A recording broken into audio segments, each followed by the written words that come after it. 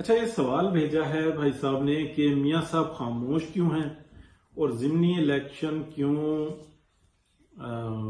पीएमएलएन के जो लोग हैं वो जिमनी इलेक्शन क्यों लड़ रहे हैं और क्यों ये भी अगला सवाल आ जाता है कि सेनेट के इलेक्शन में भी ये क्यों पार्टिसिपेट कर रहे हैं।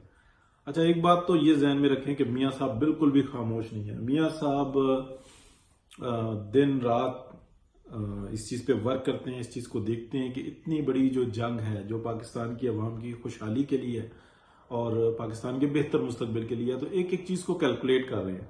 और दूसरी बात यह है कि मियाँ साहब ये बहुत बेहतरीन तरीके से जानते हैं कि मोर देन 95% लोग इस्टेब्लिशमेंट के अंदर मोर देन 95% लोग मुहिब्बे वतन है, लेकिन वो एक सिस्टम के अंदर हैं तो उनको यस सारी करना पड़ता है।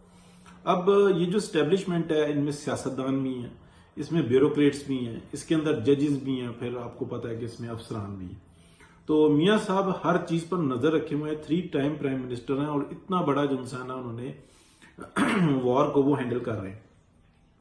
फ्रंट पे खेलने वाले जो हैं वो आप देख रहे हैं कि कोई पूरी की पूरी जो पीएमएलएन की हाई कमान है वो आपको फ्रंट में नजर आती है। एहसन इकबाल नजर आते हैं, खुर्रम दस्तगीर नजर आते हैं, शाहिद खान अब्बासी नजर आते हैं, फिर इसके अलावा दीगर बेशुमार लोग हैं।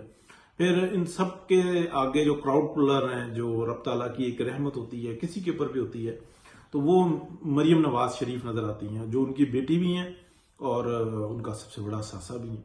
वो इस टाइम में हेड कर रही हैं क्राउड के हिसाब से और वो जाके मैसेज दे रही हैं, जो पैगाम है मियां मोहम्मद नवाज शरीफ का उसको वो पहुंचा रही हैं। तो मियां नवाज शरीफ ये कहना कि वो खामोश हैं, वो खामोश नहीं है, वो अपने अमल से बोल रहे हैं। वो अपना अमल जो है जो पाकिस्तान की आवाम के लिए खालिसतन उसके अंदर वो बोलते हुए नजर आते हैं।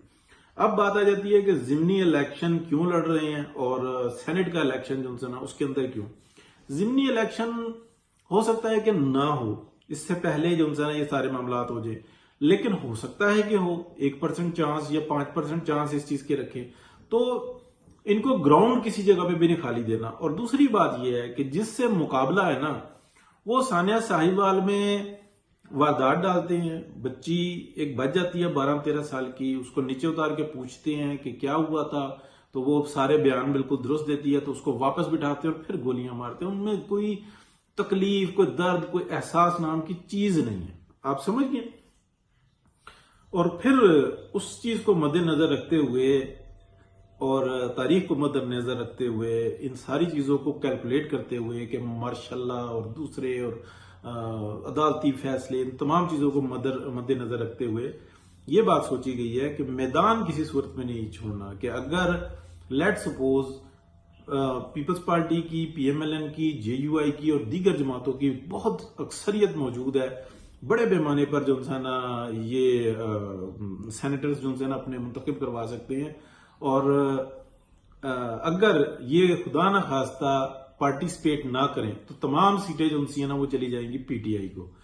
और अगर इनको थोड़ा सा शक भी है ना कि किस बिना पे ये पीडीएम की तहरीक नाकाम हो सकती है या थोड़ी सी डिले हो सकती है, नाकाम तो नहीं होती, डिले किस तरह से हो सकती है, ये कागजात नामजदगी नहीं जमा कराते, ये इलेक्शन का बायकाट करते हैं, वो कागजात नामजदगी जमा करा देंगे और उसके बाद हो सकता है अचानक से 5-7 धमाके हो जाएं, उसके अंदर कोई 1-2 गवर्नमेंट के भी बंदे मारे जाएं, हो सकता है बहुत बड़े पैमाने पे पीडीएम वाले भी मारे जाएं, हो सकता है पब्लिक ही मारी जाए। तो पीडीएम की तहरीक लामल्ला जो ना एकदम से दबेगी, क्योंकि हर वक्त टीवी चैनल्स पे लाशें और मामलात और रोना पीटना, बच्चे दिखा रहे होंगे सब कुछ, और उसी दौरान में इलेक्शन हो जाएगा। इलेक्शन के बाद वो जनाब कानून साजियां शुरू कर देंगे। फिर क्या होगा, पीडीएम जो ना बहुत बड़े पैमाने पे लार्जर पावर के साथ रोड पर आ जाएगी और मामला खाना जंगी की तरफ जा सकते हैं।